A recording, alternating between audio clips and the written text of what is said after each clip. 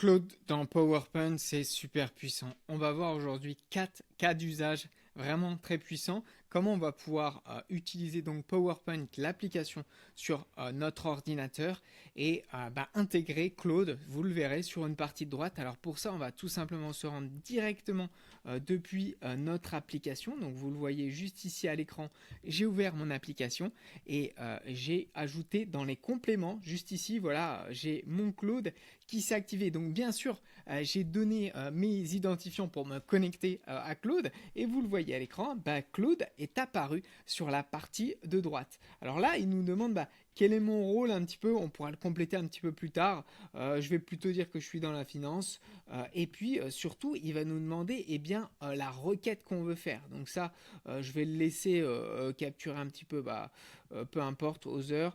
Et je vais passer et on va passer directement à la requête. Donc skip. Vaste question, j'ai tout passé, j'ai tout skippé et maintenant on peut vraiment passer au cœur de l'action. Alors notre plan aujourd'hui, ça va être de passer sur 4 cas d'usage. Le premier, ça va être créer une présentation de A à Z. Donc partant d'une feuille blanche. On a une feuille blanche et on crée un PowerPoint avec un design qu'on lui a donné, bien sûr, et puis une idée des slides. Et le premier cas, ça va être l'adoption chez les Français de l'intelligence artificielle. Ça va être le premier cas.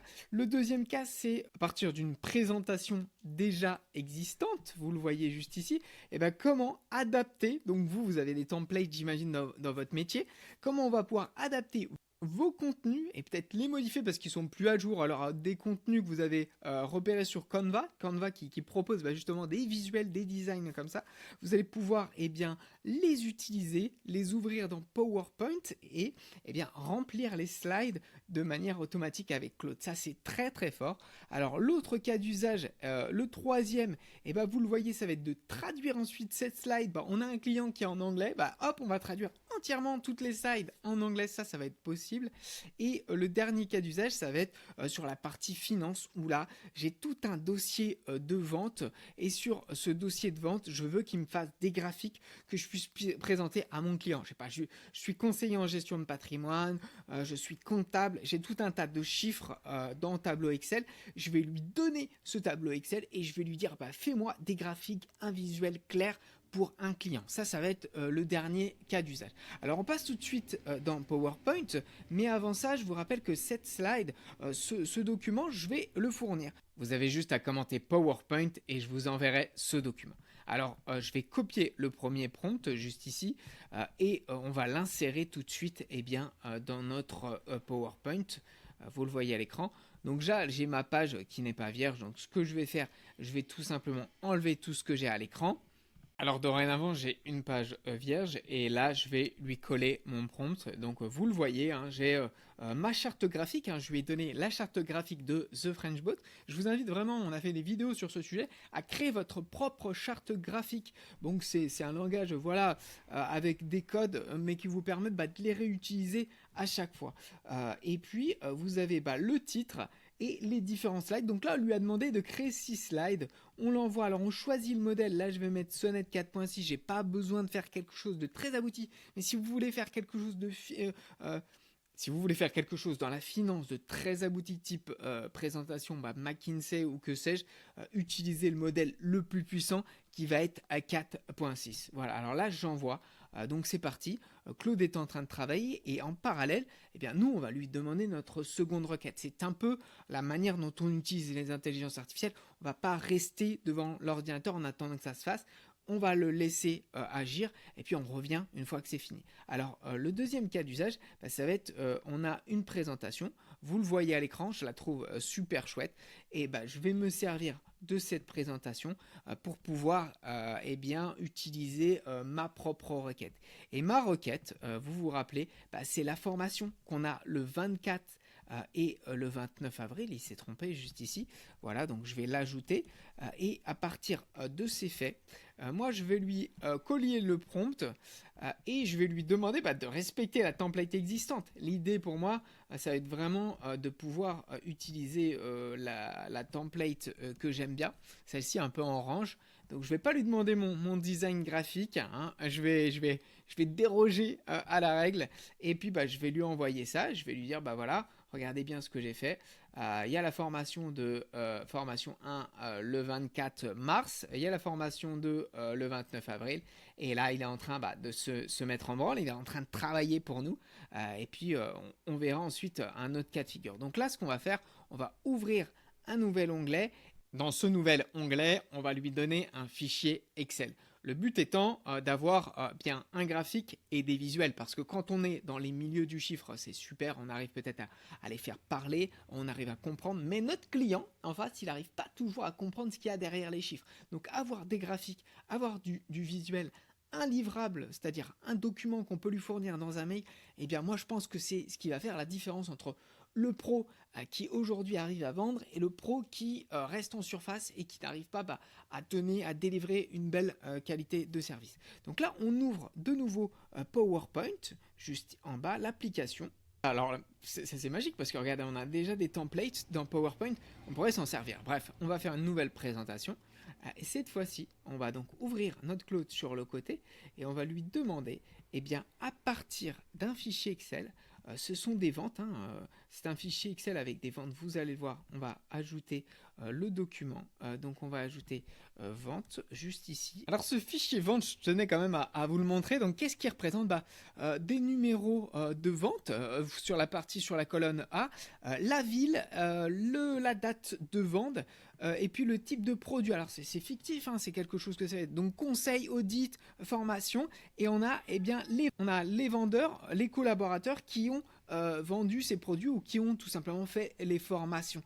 Donc ça c'est un produit typiquement basique qu'on pourrait avoir, mais ça pourrait être beaucoup plus poussé. On pourrait parler de bilan financier. Si vous êtes aujourd'hui comptable, que vous avez des bilans, que vous voulez les mettre en forme, utilisez Claude dans PowerPoint, c'est assez magique. Donc on revient sur mon PowerPoint et je lui ai glissé le fichier XLS. Alors je ne sais pas si le mieux étant de lui fournir un visuel, c'est-à-dire une image ou un fichier XLS. Donc on va voir le cas à l'usage et puis on lance, c'est parti, notre Claude, c'est dans la boîte. Alors il semble qu'il n'y ait aucun problème parce que vous le voyez à l'écran juste ici, je vais d'abord lire le fichier Excel pour extraire les données, puis créer 4 graphiques. Donc là il a vraiment tout bonnement pu extraire le fichier Excel, il est en train de le faire, et nous on va revenir sur nos cas précédents. Regardez, c'est assez magique, donc on a notre première slide qui est fait, et il est en train de faire les autres slides. Mais regardez comme c'est magique, on est quand même sur une création qui est partie de zéro, c'est-à-dire que nous n'avions à la base rien du tout. Donc là, on est d'accord qu'on pourrait le recentrer, mais bon, peut-être en l'espace de 5-10 minutes de temps, il va pouvoir nous générer nos 6 slides, et à partir de nos 6 slides, on va pouvoir aller en présentation, on va pouvoir aller à un client. Une chose qui nous prenait peut-être 2 heures de temps, aujourd'hui on lui fait faire en 5-10 minutes, et puis une fois que c'est fait, et puis pendant qu'il travaille, nous on va s'affairer à d'autres tâches.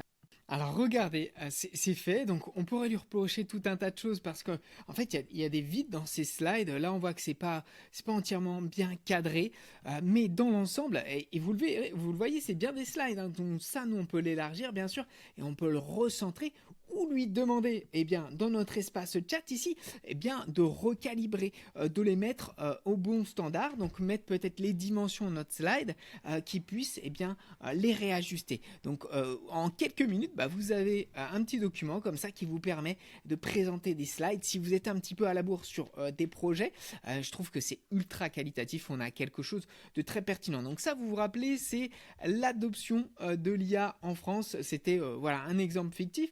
Le deuxième exemple qu'on va voir, c'est sur la partie présentation. Donc là, on était parti de nos chiffres. Vous vous rappelez, on lui avait donné à Claude les informations de nos ventes, le fichier Excel.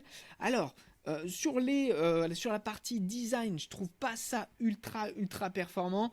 On pourrait lui demander de vraiment retravailler ça, mais ça reste quand même des documents. Voilà, alors si on veut modifier peut-être avec PowerPoint directement, on va pouvoir cliquer dessus. vous le voyez, puis on a des slides qui peuvent être un petit peu plus interactives, voilà, et on peut rapidement modifier le design avec la partie création graphique. Juste ici, voilà, si on voulait le mettre en noir, on pourrait le mettre en noir.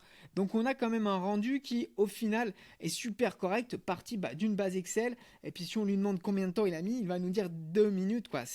Alors le troisième cas, je l'ai vu avant vous, c'est décevant, on va même l'arrêter tout de suite. C'est la partie présentation à partir de notre document. Donc regardez, là je vais lui dire stop, arrête tout, c'est médiocre. Alors vous vous rappelez qu'on a le modèle Opus 4.6 qui peut être plus puissant, si on veut vraiment, je pense qu'il aurait fallu mettre le Opus 4.6. Donc ce qui s'est passé, c'est qu'on avait nos slides, vous vous rappelez, on avait un super template, un super exemple, on voulait garder cet exemple. Malheureusement, ce qu'il a fait, nous, sur nos formations qu'on propose, je trouve qu'il n'a pas du tout respecté le design qu'on lui a demandé. Pourtant, c'était vraiment dans le prompt. C'était j'ai un template PowerPoint, remplis-le avec les informations de mes formations. Et puis, respecte le design existant. Assure-toi que toutes les informations sont listées. Donc, il n'a pas fait trop la tâche. Il a pris son orange, il a pris son blanc et il ne nous a pas respecté. Ça, c'est les slides qui étaient déjà existants en fait, en bas.